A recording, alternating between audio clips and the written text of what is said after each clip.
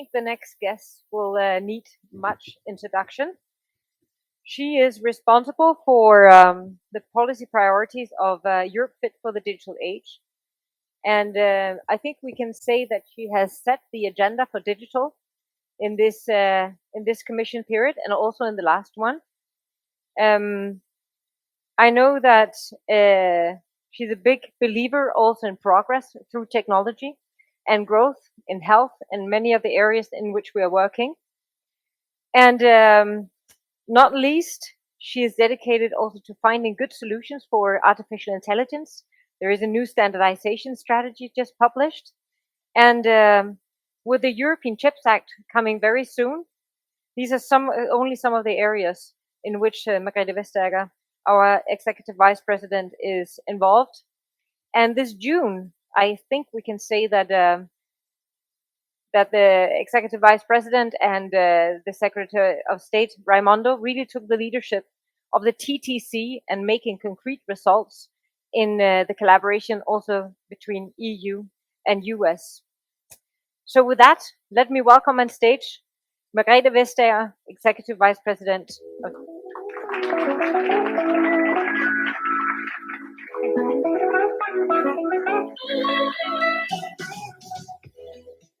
Thank you so much for being here in person today. It's lovely to see you actually in real life again. It's great to be here in person and to see people, and to enjoy Brussels traffic. I will not complain about it for another day or two. Great. So, yeah, we have around an audience of 2,000 to 3,000 people online. Oh, very and good. with you arriving, I'm sure that we're peaking on 3,000. So I would like to discuss with you first a little bit on the TTC. So, this summer we met, you discussed with industry, what can we do? We published the 10 advices on what to work on. Now the groups are working. And if you look at the progress right now, at what stage is it right now? The first meeting has been there. What is the next step? What has been achieved? Well, first and foremost, thank you very much for engaging. Because the TTC will only work if there is industry ownership, if there's someone to take the results and put them into real life. That is the real key of the TTC. Second, Valdis and I just had, full morning where we discussed with every of the sort of European heads of the working groups what was their progress, what were their priorities, what was possible deliverables for the next meeting to be.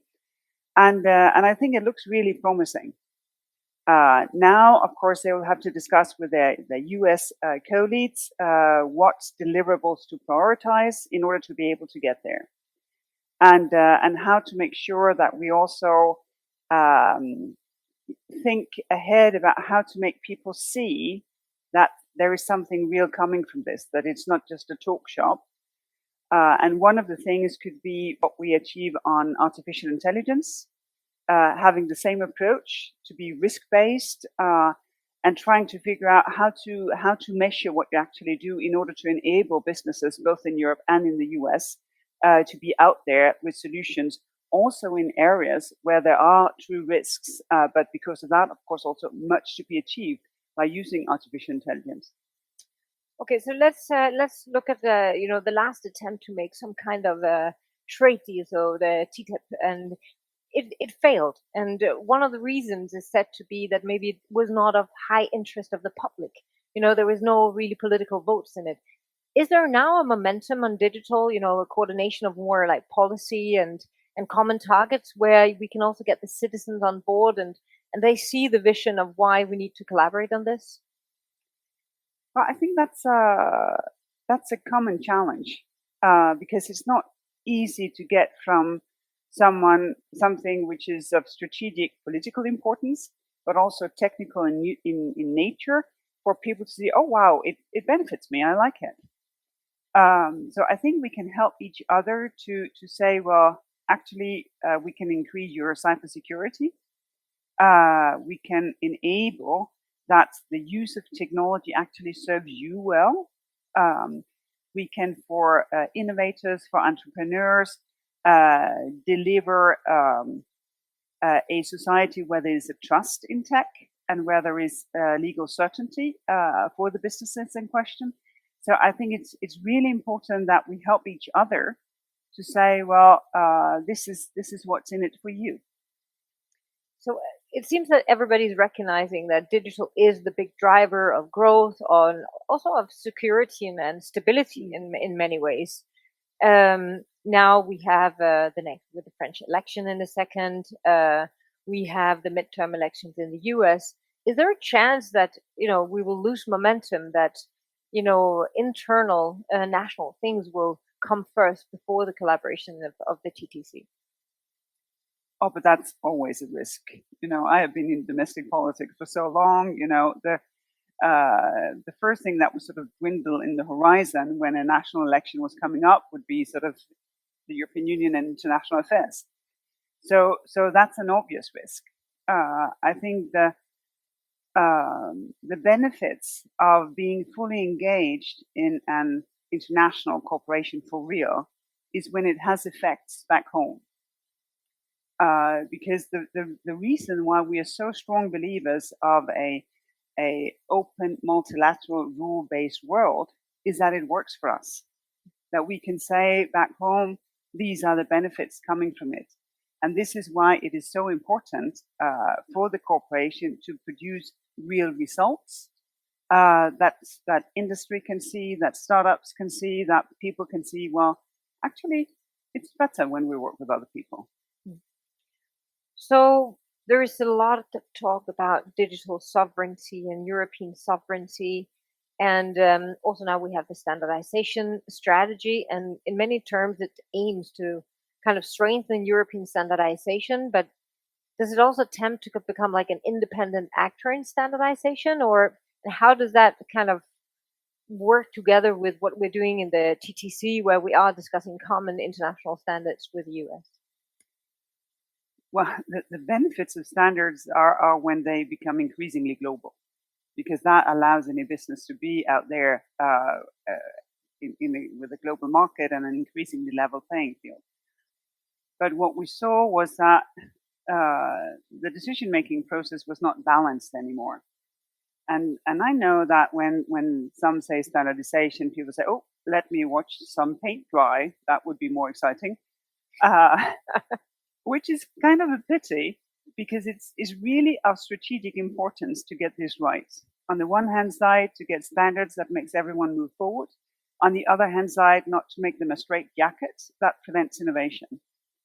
And I think we can really help each other within the framework of the TTC, because we are trying to model sort of a monitoring and alert system, because we have hundreds and hundreds and hundreds of standardization organs.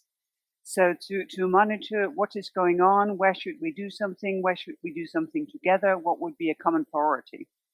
Because I think you get better standards if they are set with the view on an open, democratic, rule-based world, and that we should strive to achieve.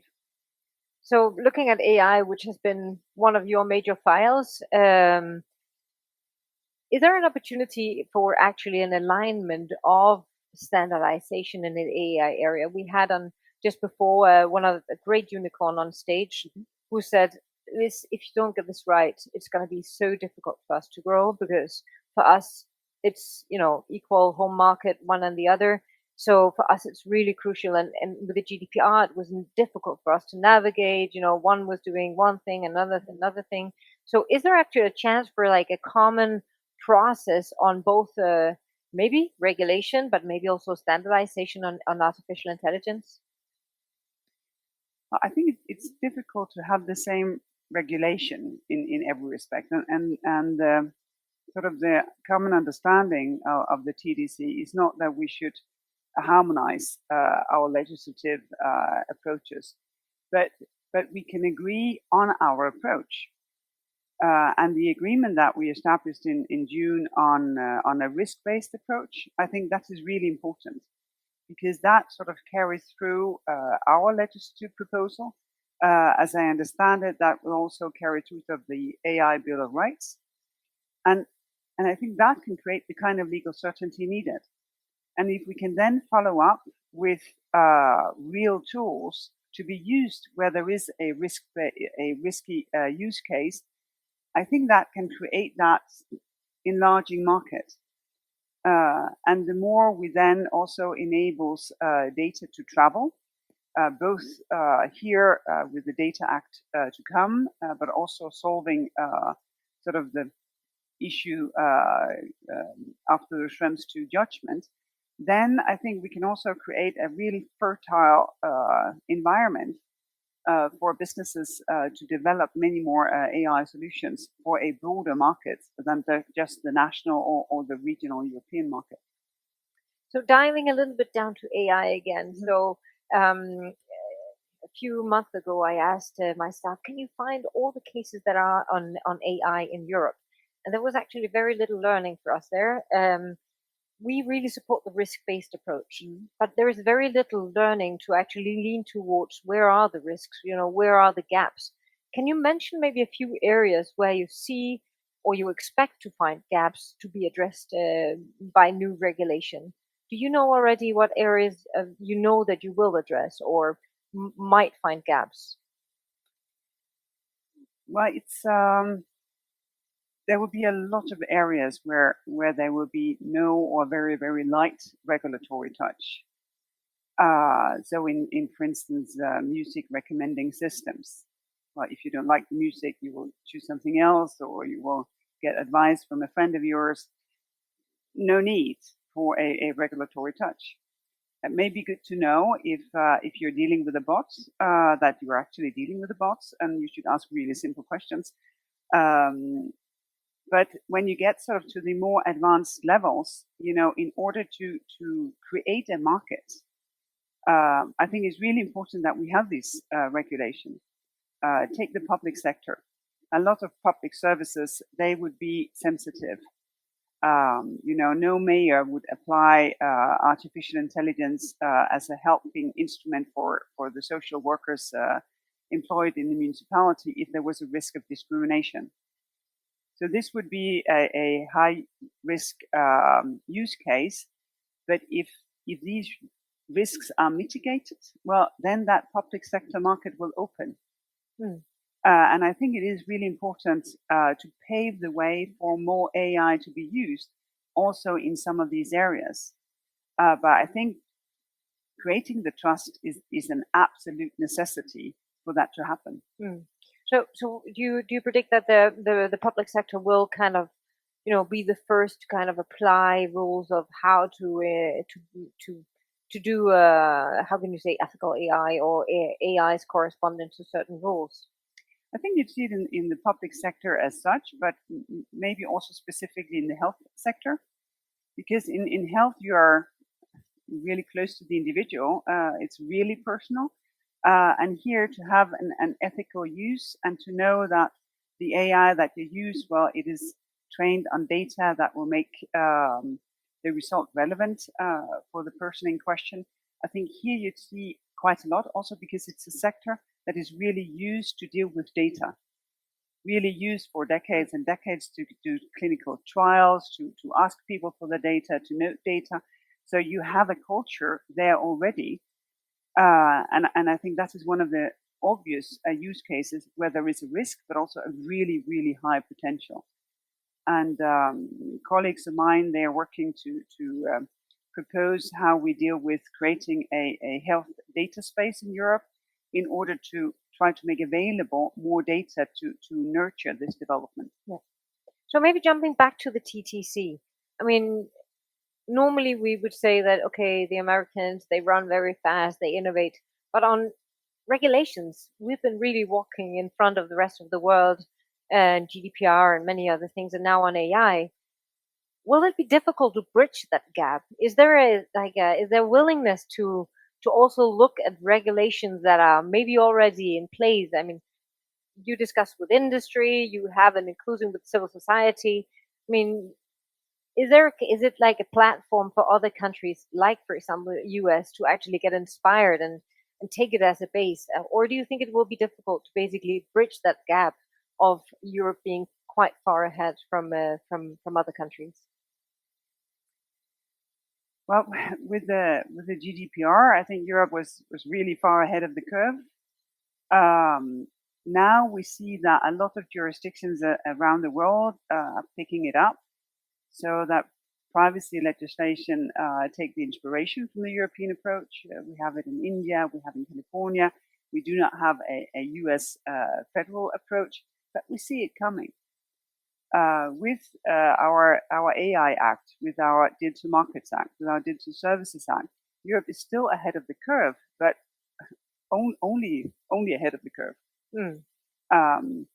Even though I watch a lot of US late night shows, don't test me in the US legislative procedure, its weaknesses and benefits, because they have theirs and we have ours. I don't think you should question many Americans about how the European democracy works either. And I have full respect of that. But I think it is still really beneficial to create trust, common understandings among us, concrete organizational relationships, for instance, this monitoring as to standardization procedures, tools to deal with AI. I think that pushes things. And also, I think there is a sense of competition. When I was in Washington in December, and I was in Congress, and there was a number of people sort of testing what is that you do in Europe on digital. And one of the participants said, "What, in Europe? Usually we're first. Why is it that the US is not first? Why is it that not we're setting the agenda here?" So I think there is a sense of change that one should be in this area. Try to shape it, because it is in these years that we shape our digital future. So turning to the CHIPS Act. Mm-hmm. So we heard earlier from Ursula von der Leyen, the 5 elements. What has been kind of the thinking behind the CHIPS Act? We hear 20% new targets for. What has been kind of the thinking behind why chips now? I mean, of course, there's been a shortage, but will we focus on the bigger chips or the smaller chips, and will we collaborate, and do we need production in Europe? So, and how will we do that? What has been the major kind of thinking behind the act? Well, it's not a new thing that Europe is occupied with chips. I think, give or take 10 years ago, the Commission also launched proposals. Now Europe is going to be having a stronger footprint, but it never really materialized. And I think one of the reasons why it didn't materialize was that actually sort of the global value chain ecosystem had worked quite well. One could get the chips you wanted. You could sort of click in where you needed to sign. It was balanced. Then over the last couple of years, of course, we've had the pandemic. That has had effect to create the shortage.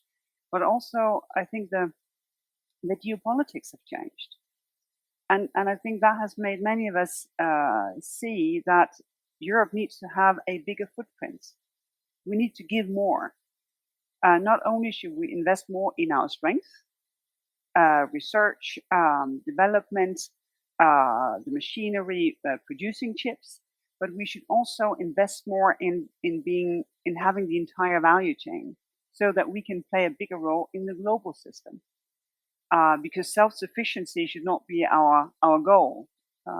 Someone told me it would cost between 240 and 320 billion upfront. And even if you had that kind of money, it would be really difficult to find the people to establish this on ground. So the important thing is that we can have a much bigger footprint, that we can prevent future shortages with an international cooperation. And these interdependencies can only be created if we are much more assertive when it comes to our strengths. And the reason why I think it will succeed this time is that we have concrete, specific action that are ongoing already. So we have the first important projects of European interest in semiconductors. The next one is on its way. The first one already producing basalt. Bosch opened a fab where they produce some of their newest power chips. Second is that We have a number of very specific projects that are in the pipeline. And when you look at the treaty, that gives us the necessary legal basis actually to approve support if necessary and appropriate and proportional and with European benefit for first of a kind facilities. And it's in the pipeline.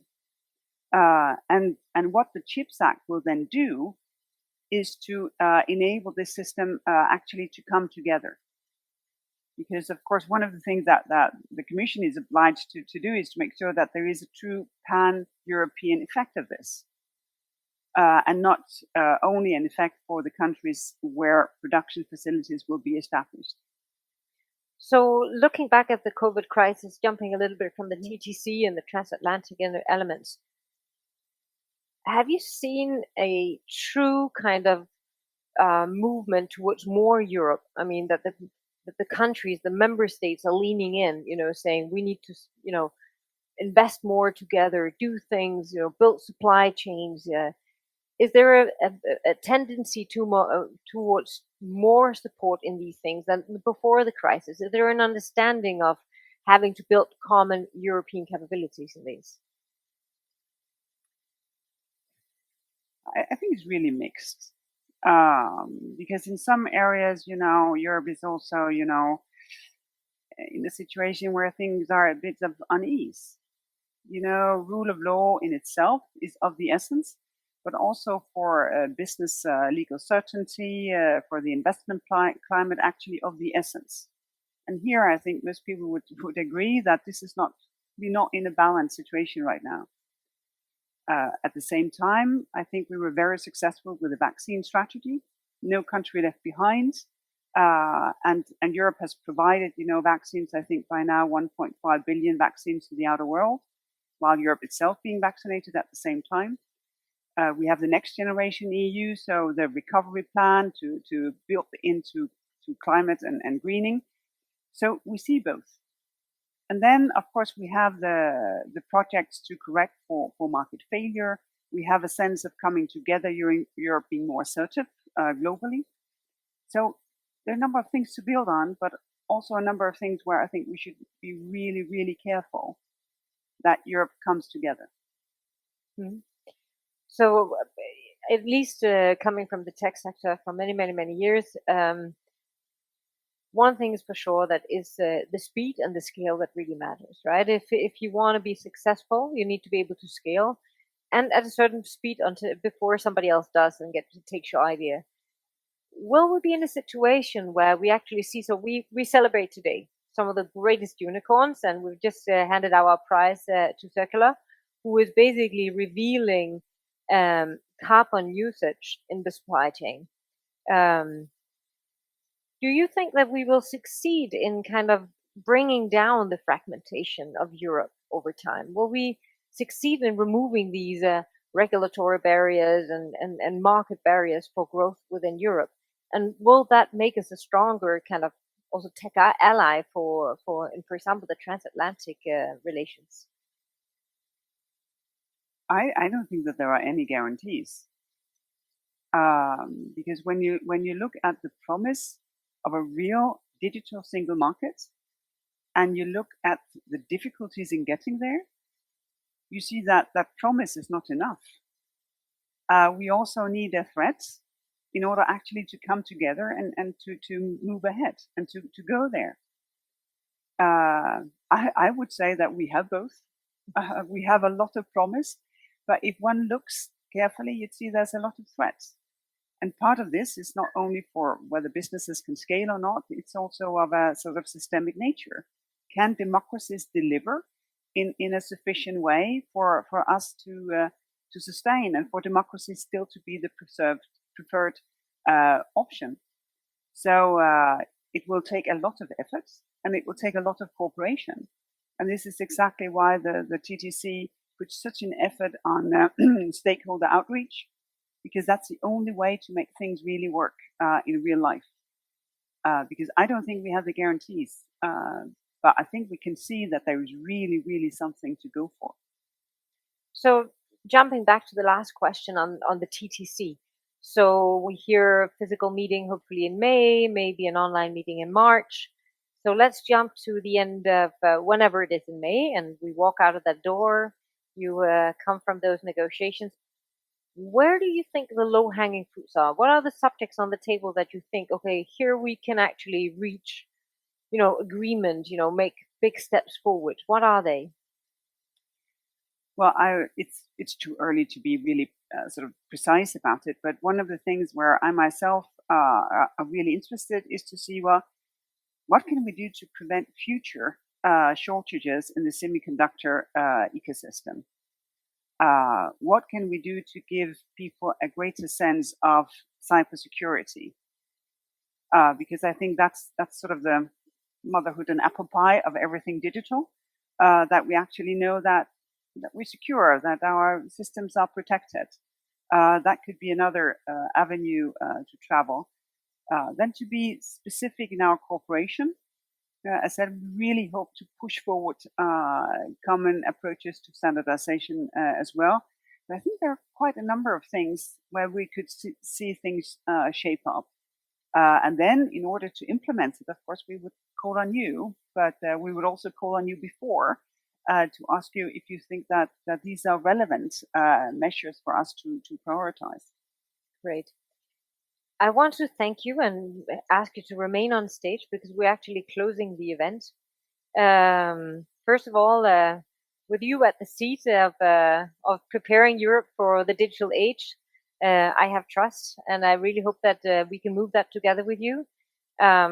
We know that everybody, as I said before, in this room, we're all digital masters, right? Masters of digital.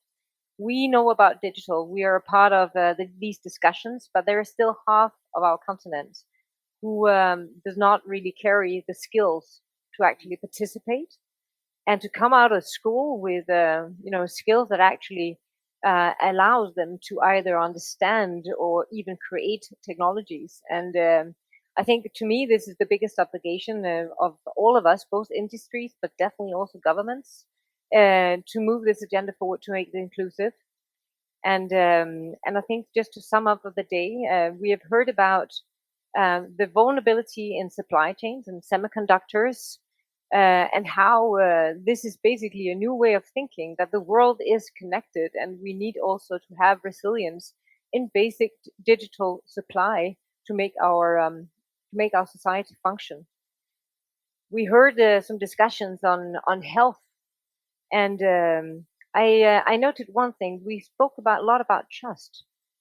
Let me just remind you that 86% of the Europeans are willing to share the data if they believe that it's used for good purposes in health and that it's safe.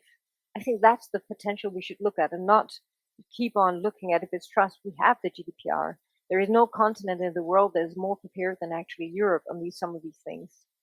We have celebrated some of the great companies here today that are actually bringing concrete solutions to the greening of the economy and maybe even saving the planet, looking at how we can reveal the smallest component into a digital passport for products and actually see and measure the carbon effect of each of the components, for example, in the building or in a car. This is actually happening on the ground in Europe right now. And there is no excuse why not to accelerate exactly these through, for example, policy measures on how to measure these footprints and to lead on that. We have also heard from the NATO Deputy Secretary General how we are totally interlinked with cybersecurity and, of course, the security of and the geopolitical situation at the moment, and how EU and NATO is really stepping closer into a collaboration on investing in disruptive and emerging technologies, making sure that we are safe. And now with the TTC, we also see a harmonization, or not a harmonization, but at least an alignment in thinking, both in regulation and direction standards of these very important technologies and in investment collaboration. I would say I'm a positive person by nature. Then allow me to interrupt you, because yes. I just really need to underline what you started with. There's none of our amazing strategies will come to anything without people knowing what to do. So, anyone who can invite a school class in to see what you're doing in your amazing businesses, anyone who can encourage young people to say, oh, maybe I should do a bit of coding, or maybe I should be a system integrator, or maybe I should work on the culture in this company to accept technology in a different way. We have created a commissioners group to see, well, we have so very little competence in education, but what can we do to make this a strategic priority of prime ministers, of presidents, of royals, whomever can inspire the generation? Because now we also need people for the chips. We need them for the AI. We need them in every business in order to make sure that it happens. So I think that is actually the most important point that you made there. Thank you. Yeah, and with that, let me close up with 2 remarks.